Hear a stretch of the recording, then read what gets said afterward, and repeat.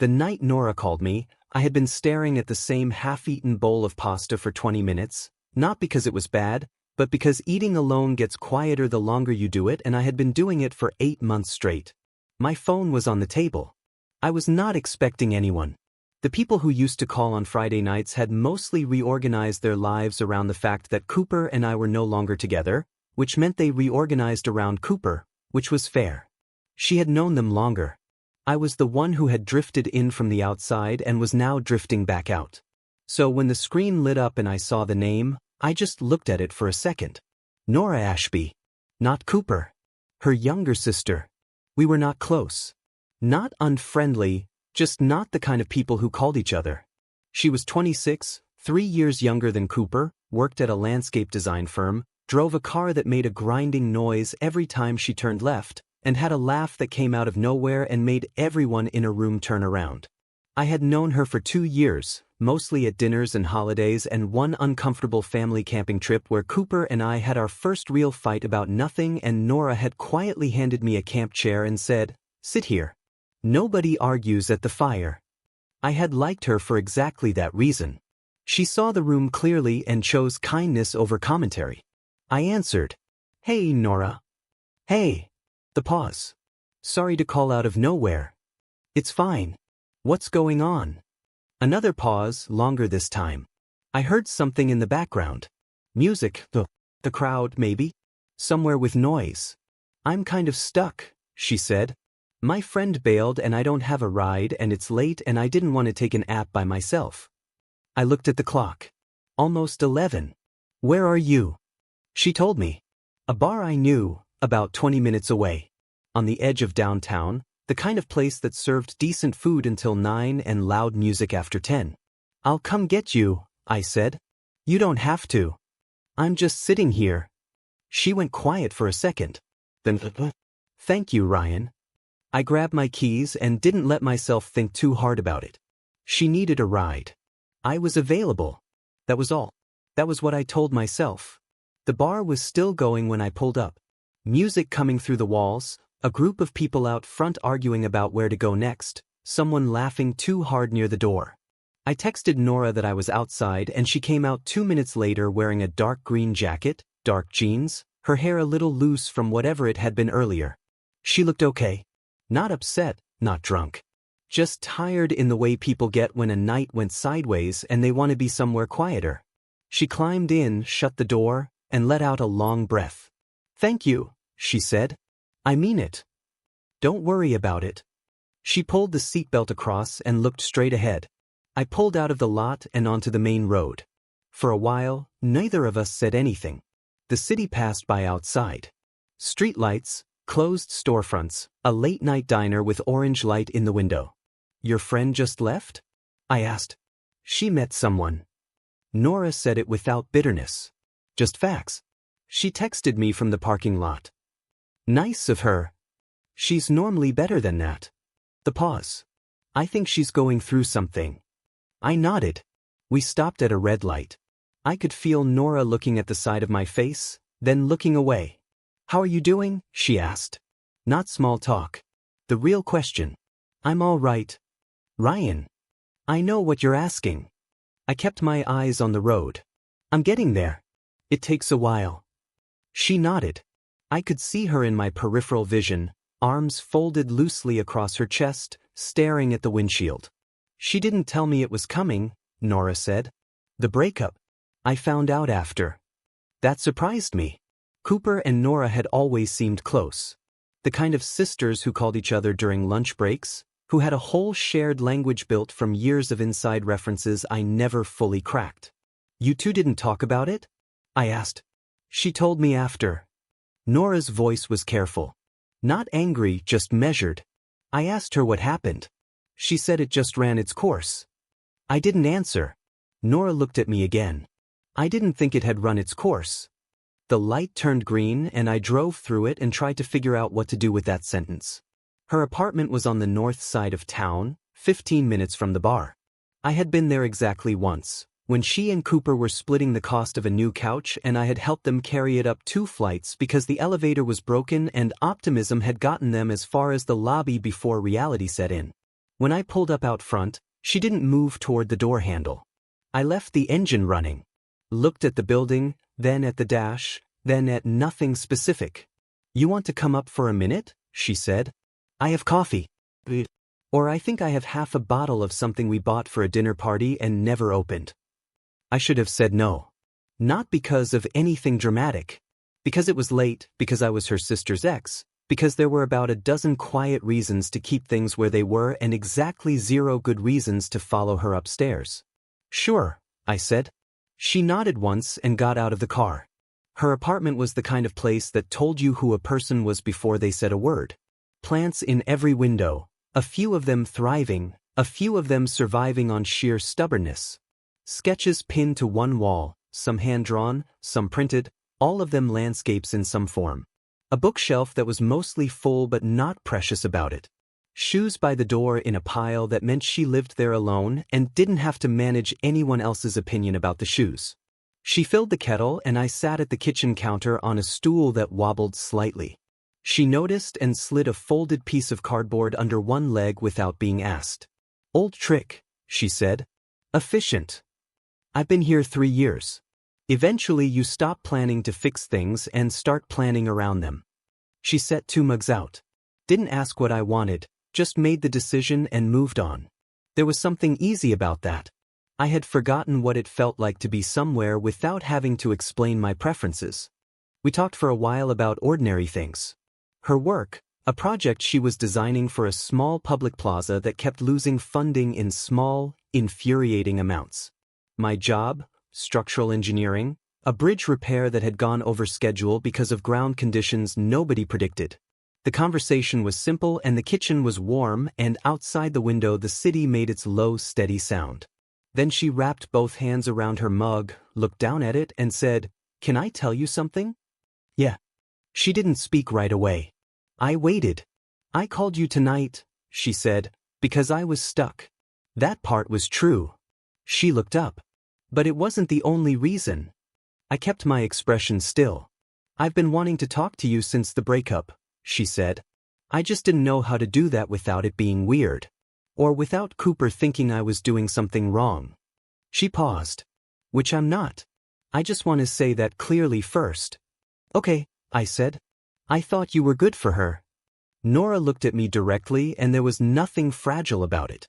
"I thought you were good for her and I watched her make a decision I didn't understand and I didn't get to say anything about it because it wasn't mine to say.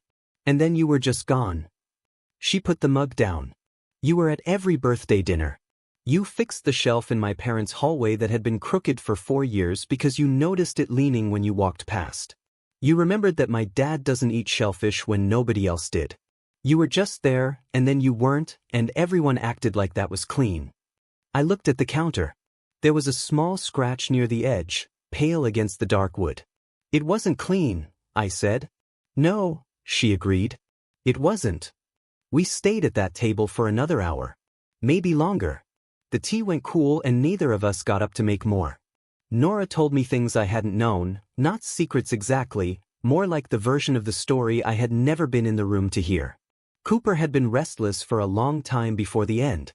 Not unhappy, restless. The way certain people got when the life they were building started to look too settled, too defined. She had talked to Nora about it, not about me specifically, but about the feeling. About wanting something she could not clearly name. "I think she loved you," Nora said. "I think that was part of why she left. Staying felt like closing a door on something she hadn't looked through yet." That was a kind way to say it. Kinder than Cooper had been, though Cooper had not been cruel. Just honest in a way that landed like something dropped from a height. "I kept wondering if I had done something," I said. "For a while." "You hadn't." "I know that now." I looked at her. "Took a few months." Nora nodded slowly. "She's not a bad person." "I know that too. But knowing someone isn't bad doesn't make the thing they did feel better." "No," I said. "It doesn't." She looked at me with an expression I couldn't fully read. Not pity. Something quieter than that. Recognition, maybe. Like she had been carrying a version of this same weight and was relieved to set it down somewhere. "Are you angry at her?" she asked. "Not anymore." I thought about it. For a while I was. Then I was more sad than angry. Then I was mostly just tired of the whole thing taking up space in my head. And now, I glanced around her kitchen. The plants, the wobbling stool, the cardboard fix under the leg. Now I'm sitting in your apartment having cold tea and I'm not thinking about it. She smiled. The kind that arrived slowly and then stayed. That's progress, she said. That's something. I left around 1 in the morning.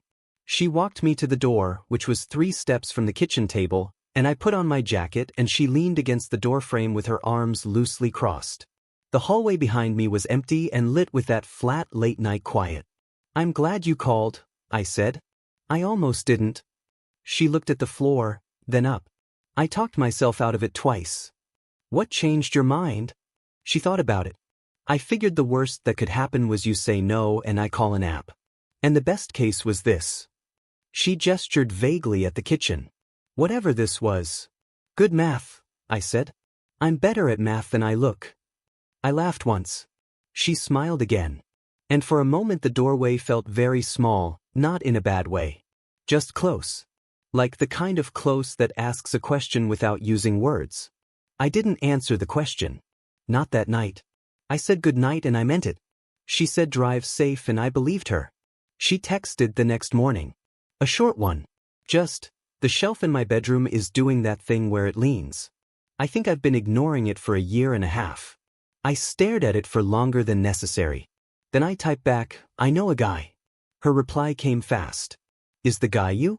Depends on the shelf. A minute passed. Then, it's a pretty bad shelf, Ryan. I set my phone down and looked out my kitchen window at the street below, quiet and bright and unhurried. 8 months of Friday nights that had felt like watching someone else's life through a window. 1 late-night drive and a cold cup of tea, and somehow I was sitting there grinning at a joke about furniture. That was the first time I understood that the story was not finished. It had not ended in Cooper's apartment with 2 suitcases and a conversation that cost more than either of us expected to pay. It had paused, rerouted, taken a long way around through 8 months of silence and a phone call from a woman who had twice talked herself out of making it. I went back the following Saturday with my tools and a replacement bracket. The shelf was worse than she had described, which she admitted with no apology whatsoever. She held the level while I worked and handed me screws with a precision that said she had watched people do this before and actually paid attention. At one point she said, "My sister would have just bought a new shelf." I didn't respond right away. "Cooper's like that," Nora said, not cruelly. Just plainly.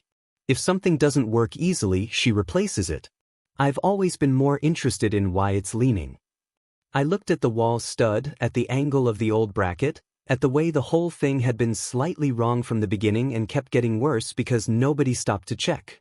"Usually there's a reason," I said. "Usually." She looked at me. "Does it bother you when I mention her?" "No. You can tell me if it does." "Nora." I turned to look at her properly. "It doesn't bother me." She held my gaze for a second, then nodded. Satisfied. Not performing relief, actually satisfied. There was a difference, and I was starting to understand she lived in that difference all the time, between the version of things that looked fine and the version that actually was. The shelf came out level. She stood back and looked at it with her arms folded, head tilted, like she was waiting for it to disappoint her. "It didn't." "Good," she said. "Pretty good," I agreed. She looked at me sideways. "Don't be modest. It's straight. It's straight." "I'm making lunch," she said. And she walked into the kitchen like the decision had already been made. It went like that for a while. Not rushed. Not labeled. Saturday afternoons that turned into evenings. Walks that started as one direction and ended up somewhere else entirely. Conversations that started on safe ground and slowly moved into the kind of territory that mattered. She told me about a relationship that had ended 2 years ago, someone who had been steady in all the wrong ways, reliable on the surface and absent underneath. A man who showed up but never quite arrived. I told her about the 8 months, the quiet that had taken time to separate from loneliness, the point where I realized I had stopped waiting for something to go back to normal and started wondering what normal was supposed to be now. Cooper came up. Carefully, on both sides, like something fragile we were both aware of but not willing to pretend wasn't there. Nora loved her sister. That was not a complicated sentence. She also saw her clearly, which is a different kind of love than the kind that protects people from being seen at all. I never spoke badly about Cooper. Not because I was performing decency, because I didn't feel it. She had made a choice. It had cost me a year of my life and a lot of quiet Friday nights and the particular grief that doesn't look like grief from the outside. That was all true. And also, she was Nora's sister and she was a person who had been honest with me when dishonesty would have been easier. Nora said once, while we were walking along the river on a cold afternoon in November, "She's going to have feelings about this. When she finds out." I know. I'm not going to hide it from her. I wouldn't ask you to. She stopped walking. I stopped too. The river was low and gray and moved slowly past. "I need you to understand what I'm saying," Nora said. "I'm not going to sneak around and I'm not going to manage her reaction and I'm not going to apologize for this. But she's still my sister and she's still going to have feelings and I'm going to care about those feelings even when I disagree with them." I looked at her. Wind was moving a piece of her hair across her cheek and she didn't fix it. "I understand that," I said. "Do you?" "Nora, I would think less of you if you didn't." She held my gaze for a long second, searching for something. Then she found it and nodded, once, and started walking again. I fell into step beside her and thought that this was what it felt like to be with someone who didn't ask you to be smaller. Not louder, not more exciting, not less yourself. Just present. Just honest. Just there. Cooper found out in December, the way things tend to get found out in families, which is to say sideways through a conversation about something else entirely. Nora called me that night and told me without drama. "How was it?" I asked. "Hard." The pause. She said she didn't care. So I know she cares. "Do you want to talk about it?" "Not tonight." Then, softer, "But I might tomorrow. I'll be here." Another pause, longer. Then, "Ryan, she asked me if this was about something." "What did you tell her?" I told her no. I told her this started the same way everything worth having starts. Someone needed a ride home and I picked up the phone. I sat with that for a second. "Was that the right answer?" she asked. "Yeah," I said. "That was exactly right." I don't know what I expected when Nora's name lit up my phone that Friday night 8 months after a relationship ended and left me eating cold pasta in a quiet apartment. I don't think I expected anything. That was probably why it worked. She didn't call me because I was a symbol of something. She called me because the night had gone sideways and I was someone she trusted and the worst case was a no and the best case was exactly what happened. That's how most good things start. Not with a plan. Not with a strategy. With someone deciding the risk is worth more than the distance and picking up the phone. She asked me once, months later, if I had thought about saying no that night. If I had almost let it ring out. I told her the truth. I had stared at her name long enough for the call to almost die. Then I answered. Not because I knew what it would become. Because she had handed me a camp chair at a fire once and told me nobody argues there, and that small quiet kindness had stayed with me longer than a lot of louder things. Some people show you who they are in the big moments. Nora showed me in the small ones first. The cardboard under the stool leg. The way she listened without waiting to respond.